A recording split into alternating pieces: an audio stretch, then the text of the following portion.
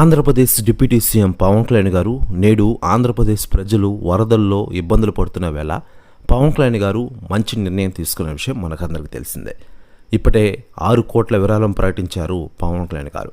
ముఖ్యంగా తెలుగు రాష్ట్రాలైన వరద బాధితుల సహాయార్థం ఆయన 6 కోట్ల భారీ విరాళం ప్రకటించిన విషయం మనకందరికీ తెలిసిందే.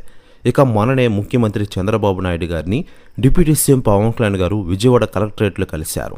సీఎం సహాయ నిధికి కోటి చెక్కును అందజేశారు. ఈ క్రమంలో పవన్ కళ్యాణ్ గారి ఆరోగ్యం గురించి సీఎం చంద్రబాబు నాయుడు గారు అడిగి తెలుసుకున్న విషయం విదితమే. మరోవైపు తెలంగాణ రాష్ట్రానికి కూడా ₹1 చెక్కును అందించారు పవన్ కళ్యాణ్ గారు. మొత్తంగా ఆయన 6 కోట్ల విరాళం ప్రకటించిన విషయం మనకందరికీ తెలిసిందే.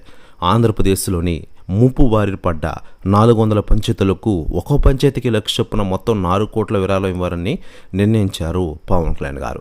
ఇక ఇదిలా ఉండగా పవన్ కళ్యాణ్ గారి విరాళంపై ఇప్పటికే రాజకీయ నాయకులు, సినీ సెలబ్రిటీలు స్పందిస్తూ ఉండగా తాజాగా పవన్ కళ్యాణ్ గారి మాజీ భార్య రేణు దేశాయ్ గారు స్పందించారట.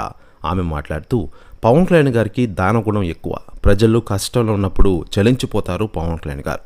ఈరోజు ఆంధ్రప్రదేశ్ డిప్యూటీ సీఎంగా వరద బాధితులు ఆదుకోవడానికి చాలా మంచి పని చేస్తున్నారు.